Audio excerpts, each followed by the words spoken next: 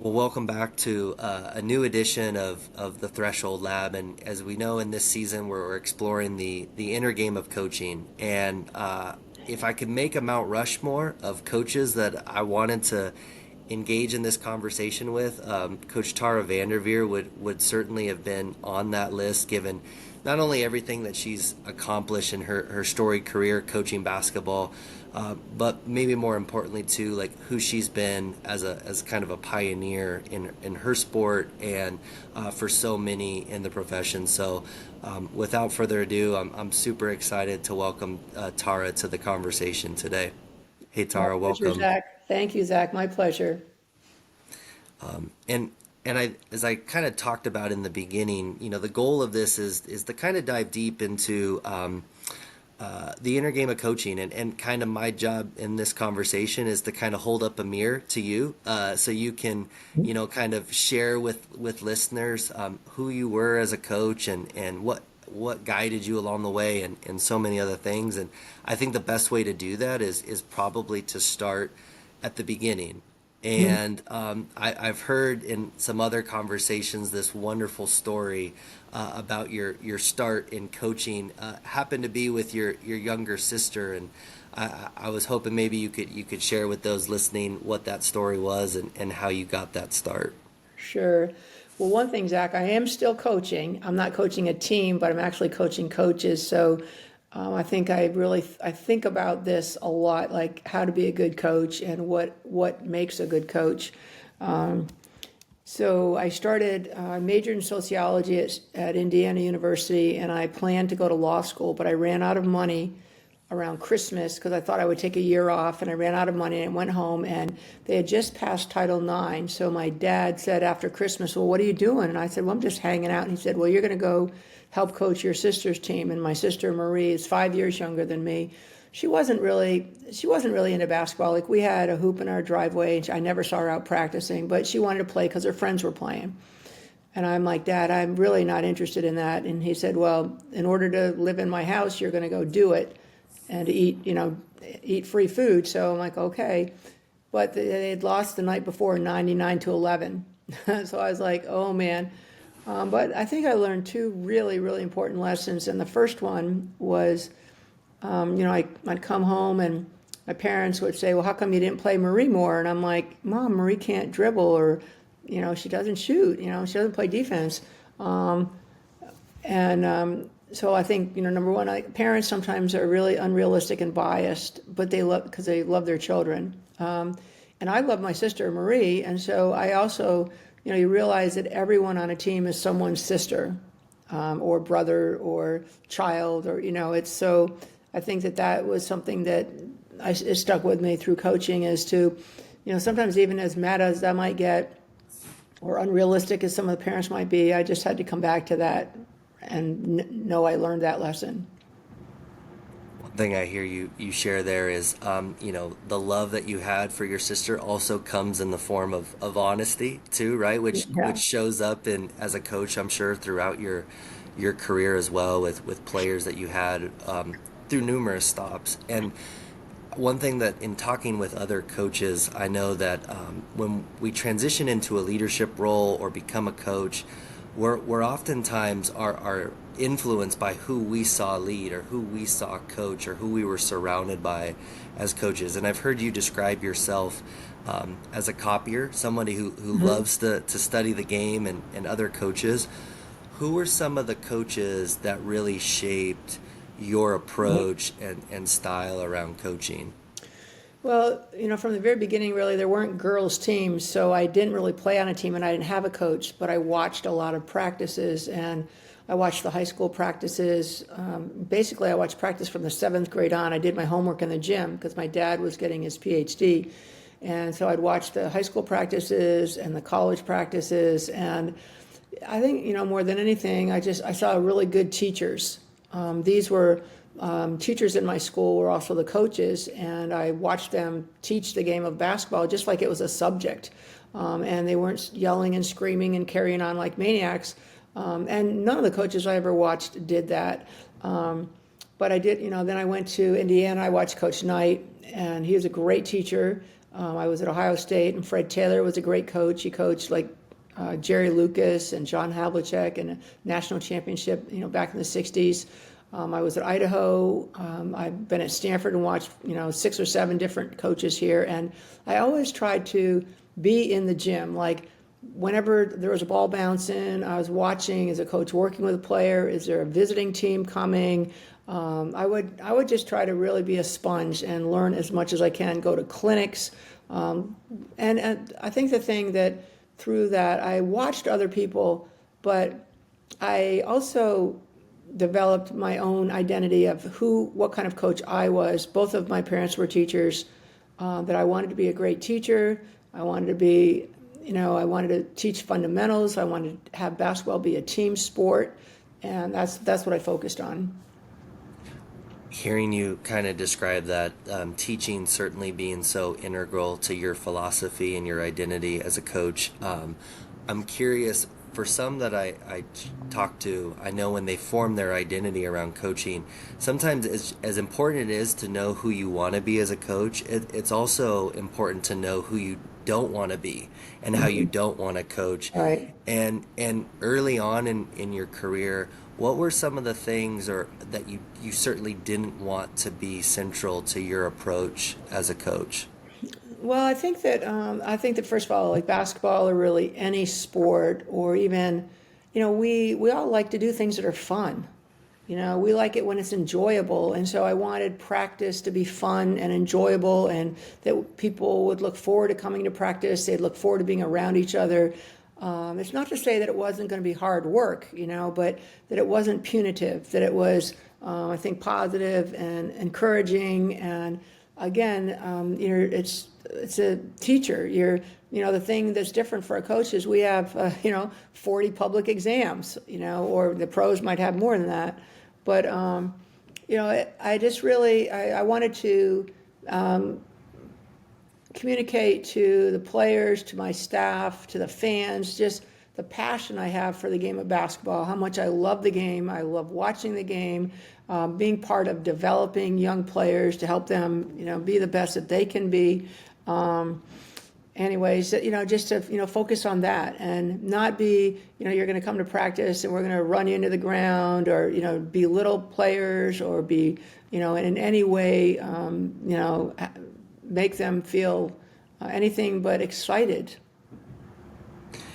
One thing that I hear is, and I don't know if you would use this word or not, but like create an environment where people feel empowered, you feel a sense of joy, and also that doesn't mean that there's not hustle too, certainly, and hard work mixed in. And you've kind of touched on this a little bit, but I'm curious, like when you think back to how you wanted your players to feel while being led by you, what did you want them to feel? I think more than anything, there's a quote by Maya Angelou that, says that, I've learned that people will forget what you said, people will forget what you did, but people will never forget how you made them feel. And I want the players that, played for me to really just say, wow, that I had a great experience. I loved playing on the Ohio State, Idaho, or Stanford team, the Olympic team. I got better. That I'm better because of it as a player, but as a person. And I was a great teammate, and I learned how to be a great teammate.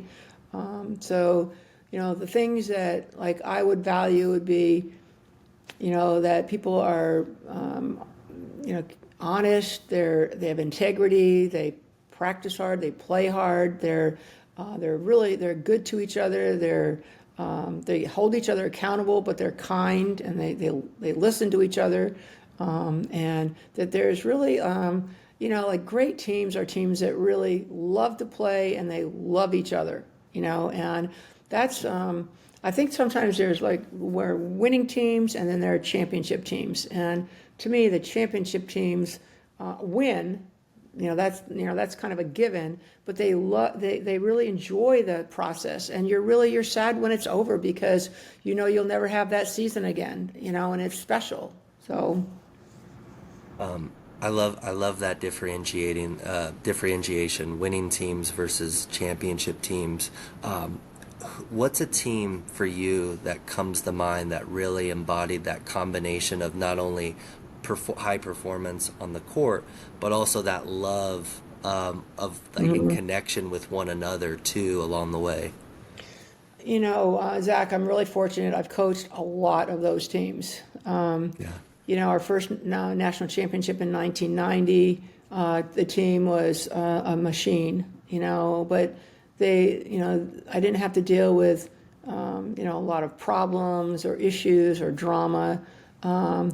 Just our Olympic team in 96 was a fabulous, fabulous team. They, went undefeated, and I mean, we could take on the world, and we did. And they really set a standard for, I think, greatness with that 96 team. I've had, several teams at Stanford, one team or two teams, like never lost a game in our home arena. They just had a lot of pride. They were extremely competitive.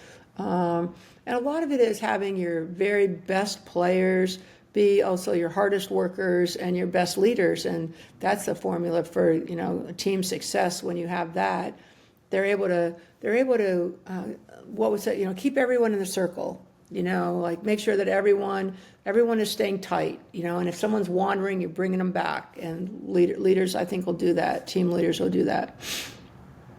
You mentioned at the beginning you were fortunate to have a lot of those, and I don't think that that's an accident. But, just with everything that you've described, and also knowing too that leadership isn't just a solo endeavor. That a lot of those teams, to your point, there's multiple people that help lead the way and nudge people to be back on track. And you mentioned some of those being players. I also know you've had a lot of different assistant coaches and fellow staff that have worked with you as well. And I'm curious, when you think about how you wanted them to feel being led by you, what was similar and or different for them versus the players? I don't know that that's different. I mean, I think, on the staff, obviously, maybe you have a different role and a different job, but you want them to feel valued, that every staff person, every player feels seen and valued. And, and obviously, that's easy to talk about, but they have to feel it, and like I know that our staff meetings, we would sit in a room and we watched a lot of video together. We had a lot of ideas. And I think that one of the things I'm kind of proudest about is like my ideas will get shot down, just like, if it, I might say, oh, let's do this. And my assistants would be, that is the dumbest idea. And I like the fact that they could be very honest with me. And, but when we walked out of that room and we went to the team, even if it was a dumb idea, they would go along with it at that point because we discussed it and flushed it out, and they're like, okay, well, we'll try it, but they had my back. So I think the loyalty of a staff, the hardworking, not like I didn't have to micromanage, which is great.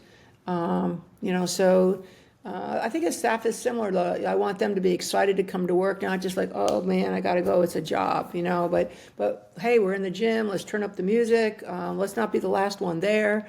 Let's help everyone get better.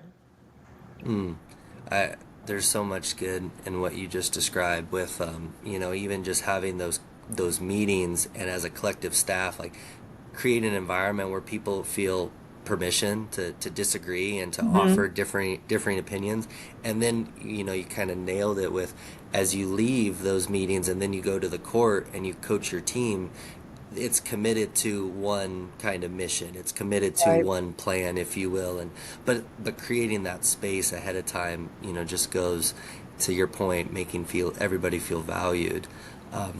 And with that, if you will, I'm curious for you, one of the central kind of premises of, I think, the inner game of coaching is this notion that, before you can lead others, it is important to lead yourself. And when you think about that adage, how important is that, or was that for you throughout your coaching career? Well, I'm not sure that this is the right road to go on, and you can stop me or correct me, but, I think that it does, a lot of everything does start with yourself. And so like for me, I'm going to do better as a coach if I feel good about myself and I take care of myself, get my rest, eat right, work out. If I'm feeling a tremendous amount of pressure and then I'm going to pass it on to our team. If I'm not confident, the team will know it, the staff will know it. So it is really setting a great example, or doing the best I can to set a great example of, hey, this is going to be challenging, but, I have confidence, I believe in you, we can get this done. Just coming to Stanford, I know that the team the year before I came was like 5-23, but I think within like the first couple months I was here, I said, our plan is to win a national championship. And I think people looked at me like I had two heads, but I believed it. And I was willing to do the work. And, you can't just wear the sweatshirt. You got to sweat. You've got to do the work. And the amount of time and effort and, just that our staff and our players would put in, whether it was the national championship team, the Olympic team, we had no regret. We left no stone unturned. We were going to go to the mat and do whatever we needed to do. There are two things I really liked in that. One is, so much of leadership can be creating that vision ultimately of where you're trying to guide that team, if you will. And sometimes that's creating that vision and showing your belief in it, even before others may see it. And then two, the importance of modeling for the team the same types of principles and importance around taking care of yourself and living and not practicing what you preach, if you will, like how important that was. And I think that speaks volumes in a number of ways. We have another guest in season 1, Chris Peterson, and I've heard him say that most leadership breakdowns occur either a failure to define the standard, a failure to manage the standard, or a failure to model the standard. And it sounds like for you in particular, when it comes to leading yourself, that modeling piece was crucial. Yeah, repeat that for me so I get it. Yeah. So the way I had heard it from him, my interpretation, he probably gives a much better snapshot, is most breakdowns in leadership fall under one of three buckets: a failure to define the standard, so be clear on the expectations, be clear on what's the vision for the team, Okay. the individual. Failure to manage the standard, so that's like the accountability piece, giving feedback, nudging people when they get off track. And then the third piece is a failure to model the standard. And I think about it in the sense of you coach for over four decades, and I think I counted 45 to be exact. Is that right? Right. Right. I started when I was 10, Zach. That's incredible. It's so amazing. And I think what's interesting is, and I'm not picking anyone in particular here, but I think sometimes, coach may have 20 years of experience, we'll say, but how much of those 20 years are 1 year repeated 20 times? They're kind of just rinsing and repeating the same thing year after year versus learning and growing and, having 20 unique individual years as they continue to grow. And certainly there will be threads that stay the same. So all of this to say, I'm curious for you, how did your coaching look and sound different from the beginning of your career towards till the end? Well, I think that there's probably some things that, like, the very first team I ever coached would say that would match the very last team in some ways, and that I would hope that they would both say that I was very enthusiastic about coming to the gym, working with players, that never changed. I'm very passionate about the game, and that's kind of where I start with things, is that I'm excited to be there, I'm excited to work with you. But I think a couple things, maybe, I think I learned, like, through the process of, maybe the drills that we do and kind of the preparation became more sophisticated. We used more analytics, or we used more, video became a bigger part, embracing new rules of the 3-point line, or, things like that. So I think that, even though maybe I felt I was somewhat creative in the beginning, hopefully I was more creative at the end of my career.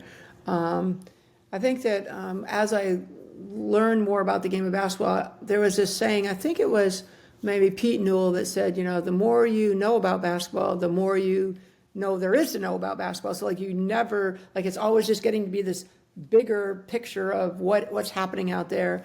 But I feel like as I kind of, made my way through my career, that I could see the game better. And so, maybe in the beginning I didn't see it as well or as clearly. You know how they talk about a baseball where the hitters, the ball slows down for them and they can see the pitch and they know what it's going to do. And so, I would strike out, but, I feel like that as a coach, I could anticipate things better. I could help our team. I think I was more helpful later on, as a coach. But I think, probably as a person, a lot of the earlier players will say, oh, you sure mellowed a lot, but maybe that's true too, where you, instead of being the kind of the maybe strict parent, you become the more flexible grandparent. You mentioned there kind of with the evolution in the game, between rules / technology and data and video and all those things, and how that informed your coaching, if you will, or played a role in it. How did you balance that with also, trusting your instincts? As somebody who studied so much basketball Right. and was a student of the game, how did you find that balance? I found that actually that the analytics for the most part just backed up my instincts. So like I would, as an example, let's say I'm watching you play and, you like to go right and you like to, maybe, take threes or layups. I mean, I would watch that about you, and then I would go and look at the analytics, and it would say, yeah, Zach goes right 75% of the time. He, is either shooting a three, so I really felt like the analytics backed up what my instincts were. So in some ways, I could use technology to just maybe help myself get quick, kind of, oh, yep, I'm seeing that, that's right, and then move on to the next thing. So it helped me with the time to watch a lot of video. Sure, sure.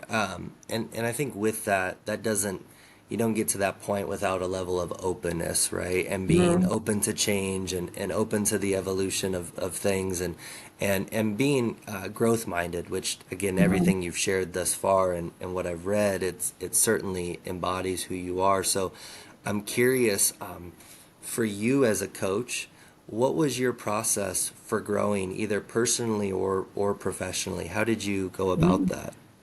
Well, I would say that, I'm really fortunate in that I have a lot more to my life besides basketball, but I might always be involved with something and it would remind me of and help me with basketball. Just like little things like I play bridge, and like, here's the hand you have, you got to play it, and how to, like some people can get do you play bridge, Zach? I So do not know. but I'm it's like learning here. like some people, like you're really good, or if you play Scrabble, I play Scrabble. So like some people can find a big word and other people can find only a little word, so it's really like making the most of what you have on your team. So I will look at different situations and think about that. But I also like I love orchestra music, and I'm like, that's like a basketball team, so I would use like analogies in life that would help me. And I am a copier. I watch a lot of practices. I will go to, how do I grow? I read books. They didn't, I can't tell you, I listen to a lot of podcasts, but, podcasts are a big thing now.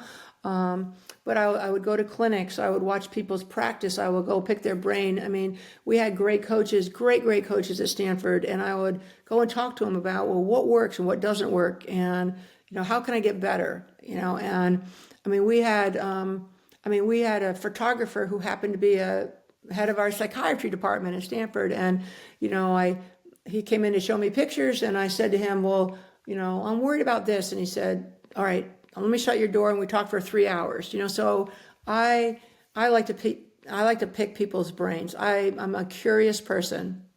And you kind of just, I think, hinted at this, and I'm curious if you might go a little further, is how much did that curiosity show up in realms outside of basketball? So kind of along those lines, who were some of, or what were some of the other sports even, or arenas that you pulled from to influence your coaching or your messaging?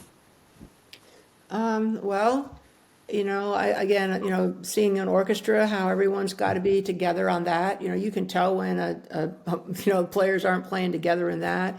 And the importance of, I use the analogy of an orchestra with our team because like some nights it's going to be the violin solo, some nights it's the flute solo, some nights it's the cello solo. So it's different. People are going to step up in different nights. I like to sail, and sometimes it's really windy and you better, you got to really hang on and just to get through, get through kind of some bad patches of water or wind, just to, and just know that it's going to get better. I think so many things that, that I like to do are, I can say, I can relate them to my basketball coaching life. Whether it's, again, music, whether it's travel, just all kinds of things, and just say this would be really helpful with our team. And I tell them stories a lot, and I use examples of maybe historical figures or, that this works. A lot of coaching is not the X's and O's as much as it is kind of just connecting with players and having them buy into what you want to do and having them have trust in you and confidence in you, and that then you reciprocate that trust and confidence. That last 2 minutes, that was a beautiful little segment there in terms of you kind of sharing just, I think it's an example of, that curiosity that is so at the heart of who you are, how that shows up, and that when you're just when you're a curious person, you just look for opportunities to find lessons or to find stories that you can share in any realm or no matter where you're at. And so, as somebody who loves to find stories and bring in stories with messaging, I can certainly empathize and resonate with so much of that. And we're kind of maybe staying with this theme of your growth and development as a coach. And over the course of time, to evolve, sometimes it means letting go of some things too. So things that maybe you once believed that over the course of your career, maybe you change your mind about. And so I'm curious around that. What's something that you used to believe earlier on in your coaching career that over the course of time, maybe you changed your mind or stopped believing in? I don't know, Zach. That's a hard one. I feel like I evolved as a coach, and I think that I also saw the world changing around our players. So so like as an example, 30 years ago, social media wasn't important, but this is important to young people. They're on their phones all the time. So it's how do I adjust to the changes? It's not so much maybe that I'm changing, but that I have to adjust to the world changes, just the things that our athletes and our staff and the things that they're going through, that I'm not just acting like those aren't happening, that in fact, yes, NIL deals or the portal or, things like, TikTok, they're real. So, I've got to be a part of that world if I'm going to coach the young people that are in that world. Try to meet No, people where they're at. beautiful. No, and you mentioned earlier just kind of building that connection and just going to your point. That starts with knowing what's important to people. Not only you defining that for yourself as a coach, but also then taking the time to find that in those that you lead. And The other thing around development that I was really curious to hear more about. So I read this story that in your last season at Stanford, you started working with an executive coach who affiliated with Stanford, Kristen Moss, Right. and I'm curious to Kirsten. maybe Yeah. hear Kirsten, yeah, Yeah. how that that partnership started, Mhm. and we'll kind of start there, and then I'd like to hear more. Well, I think that two things happened. One, the, at the end of 2023, our team had a very disappointing finish. And it wasn't just that we lost a game or games, it was how it felt. It didn't, the, the team was not connected. I was not, I was not able to communicate in the way that I wanted to with key players on the team. It was not a happy time. It was not a fun team to be on. And I knew that I was at the end of my career, and I just knew that that was not how I wanted to end. And so then I spoke at a leadership summit for Stanford and the business school, and I'd spoken at it 5 or 6 times before. And I asked the director, I just said, I feel like I need help with the leadership of our team. And in my mind, I wanted someone to come in and help me train our captains or our upperclassmen, to be better leaders in the locker room. And he recommended Kirsten Moss, who is a former dean of admissions at Stanford. And Kirsten thought maybe someone else would be better, but we were able to recruit her to help. And she did actually an individualized leadership kind of class for our team, and a customized short class that our team did in the spring. And while I thought that I was working with Kirsten to work with our team, in fact, she was like, "I'm going to help you," and she was fantastic.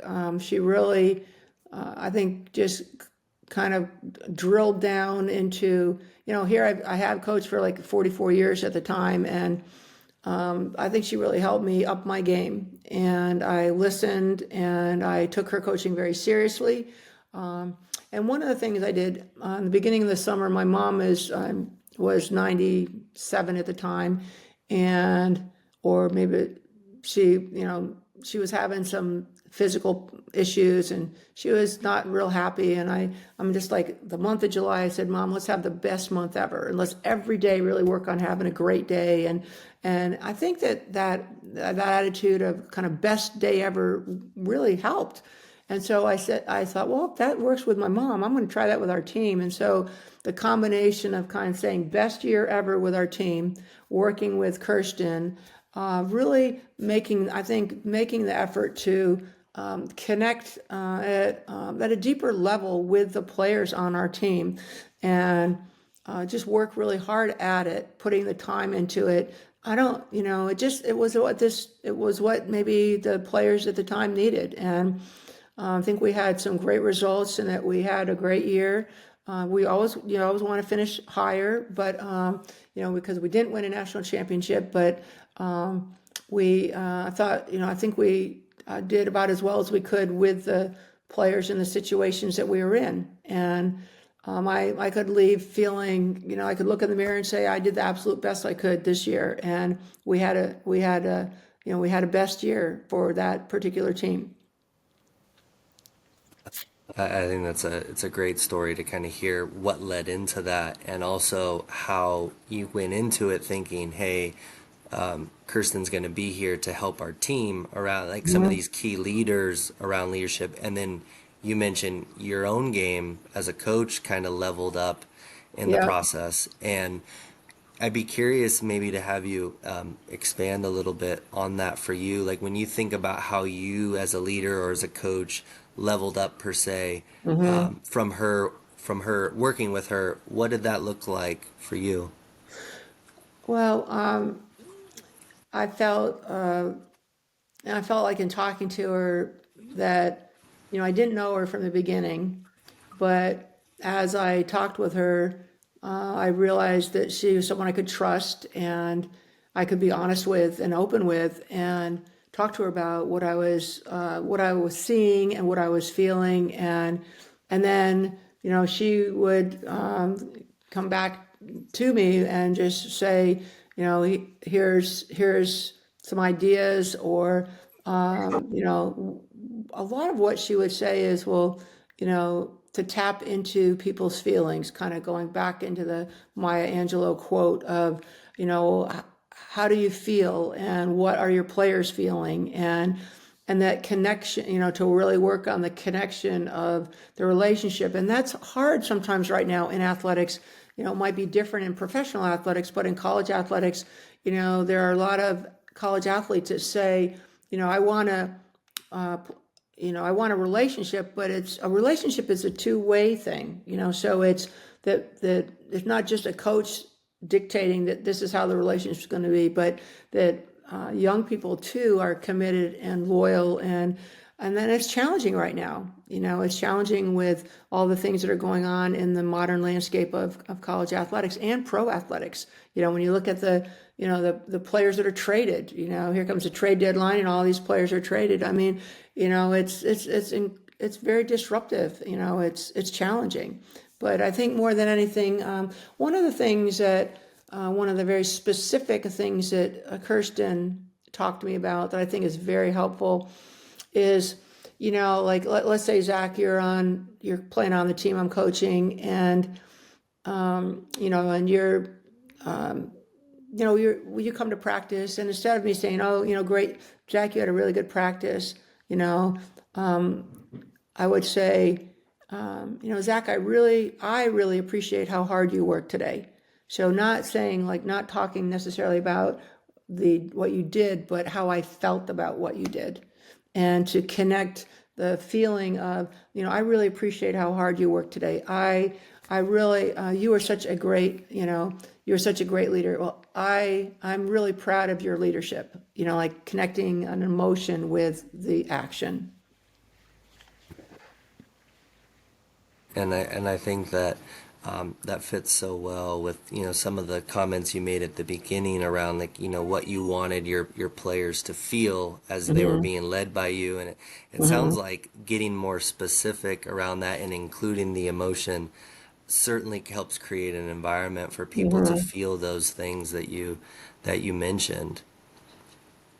And with that, this might be a good segue now to where you're at. As you mentioned, you maybe have retired from coaching on the court specifically, but now you are coaching coaches, and you're an advisor for the athletic department at Stanford, and what a wonderful resource available now to those coaches. And I'm curious, for you, what advice would you give to coaches out there on maybe the benefits of working with another coach, or just working with somebody to kind of be a sounding board?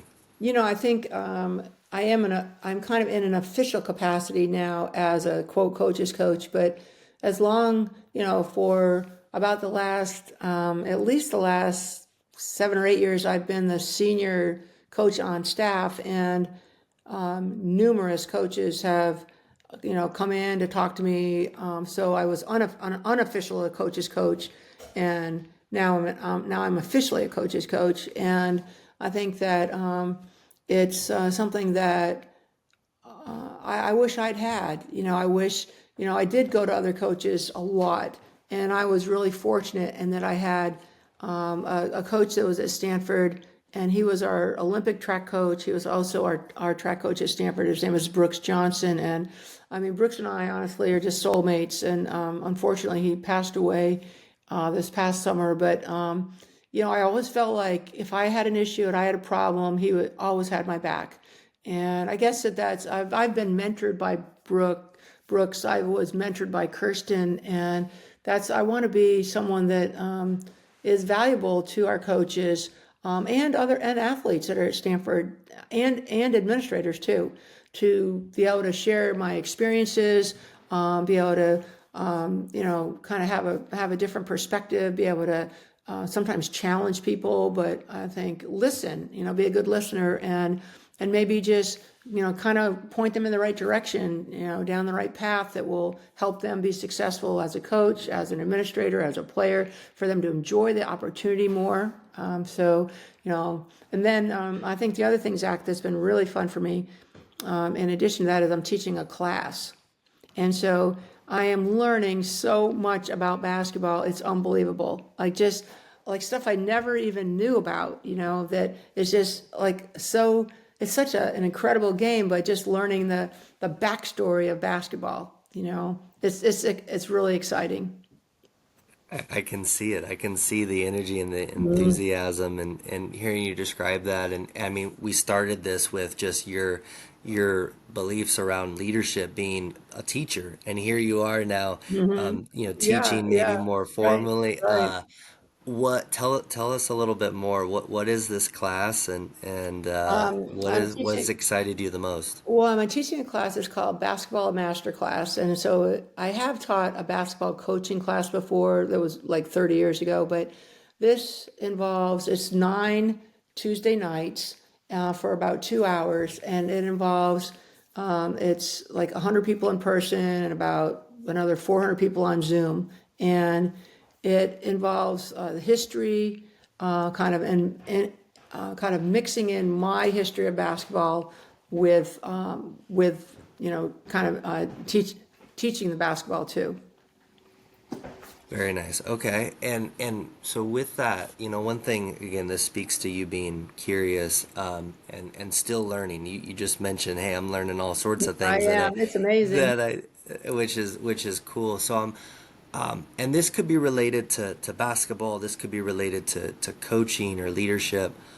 Are there still questions that you find yourself pondering and like reflecting on a lot, or challenges that you're still, trying to solve for yourself, or maybe now it's for others? Does anything come to mind with that? Well, I think that what I try to do, like I'm asked to speak at different events, and I mean funny things. I mean, not funny, but like the different things at Stanford, like, medical school stuff. And I'm like, I'm not a doctor, but like, how does teamwork, how does leadership, how do my experiences, and my challenge, I think right now is kind of just to kind of distill the experiences and the lessons and be able to communicate them, with,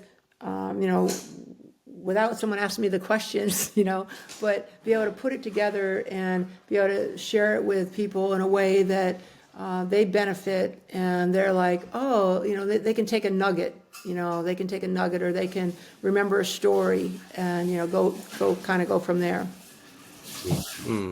And I think that's again a good segue as we kind of come down to the final kind of piece of this of our conversation, and I'm curious, like, as you start to distill, over 4 decades of experiences and lessons and amazing stories and teams that you've gained. If you were to kind of distill down, and this doesn't have to be the ultimate 2 or 3 things, but if you were to distill down 2 or 3 things that you'd want to stress to younger or less experienced coaches at the start of their careers, what would you want them to know? Well, I think I guess I would start with not trying to be someone else, but to be authentic, and like really be yourself, but don't be satisfied with yourself either. Grow as a coach, learn, kind of challenge yourself to improve.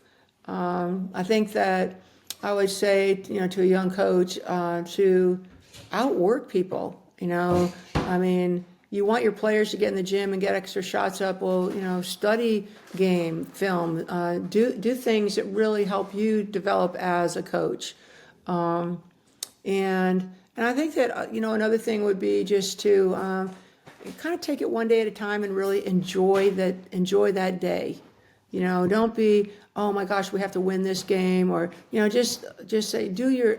We kind of have a saying with our team: do your best and forgive the rest. Put it out there today. Really work hard at being the best person you can be today.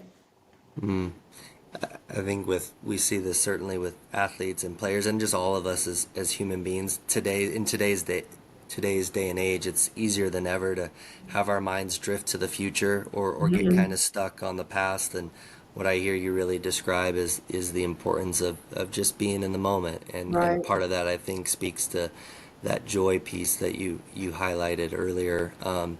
And one question, this is a little bit different. We kind of framed the last question around what advice you might give to others. Now I'm curious, if you were to write a letter to your younger self when you were Hmm. just starting to coach, what do you think you'd write to them now? Um, I think I would be this kind of the same thing. I'd say, Tara, be yourself, enjoy the journey, appreciate all the young people that you're going to work with, and like really, see them and value them, and just have a lot of fun. Life is a short, this life is too short, and don't stress about everything. It'll all work out, and Mm, just to just try to just really enjoy it and be someone that be someone that brings out the best in people. Be someone that's fun to be around. mm, beautiful, beautiful. I love that.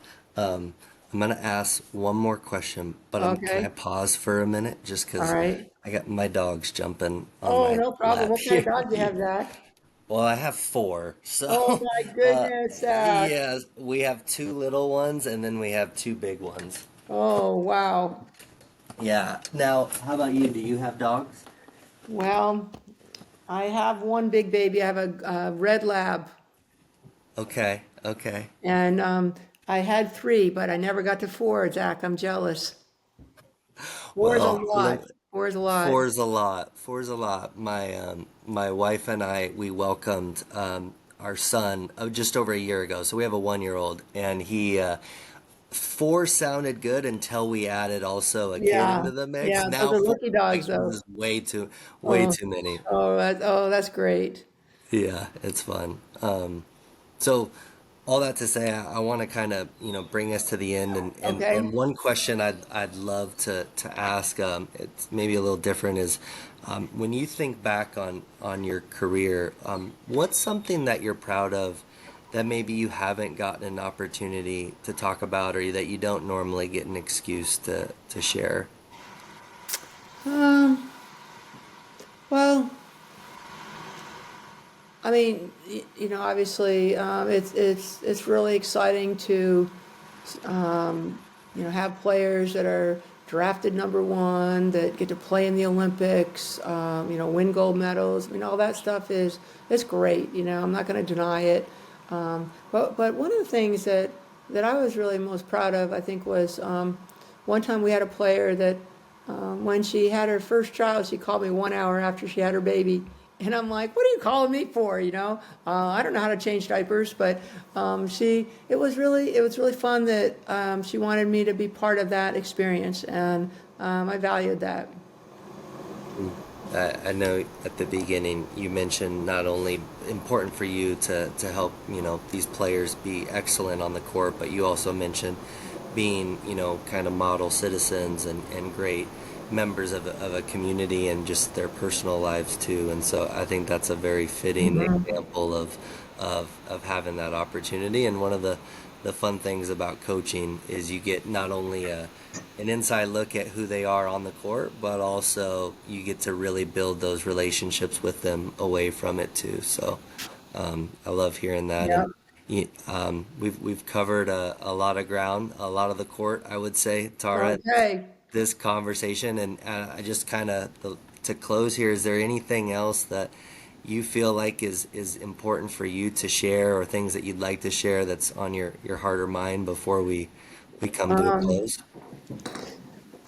I think that you know, I guess what I think about is just that I think through sports, there's so many.